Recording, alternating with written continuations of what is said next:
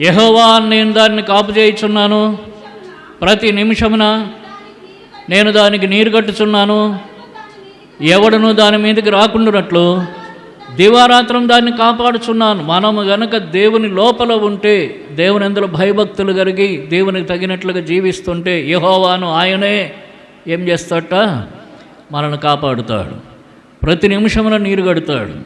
ఎవరు మన మీదకి రాకుండా దివారాత్రము మనల్ని కాపాడుతాడు, భద్రపరుస్తాడు. దేవుడిచ్చిన వాగ్దానం సత్యం. మనం ఆయన లోపల ఉండాలి. మనం ఆయన బయట ఉంటే ఈ కాపుదలు ఉండదు. మనం పాపంతో జీవిస్తూ, లోకానుసారంగా జీవిస్తూ, దేవునికి వ్యతిరేకమైన జీవితం జీవిస్తుంటే ఈ కాపుదల మనకు దొరకదు. ఆయన లోపల ఉంటే మనకి కాపుదల ఉంటుంది. ప్రభువు నాకు సహాయకుడు, నరమాత్రుడు నాకేం చేయగలడు, గొప్ప మంచి ధైర్యం గలవారమై ఉందము అని అన్నాడు.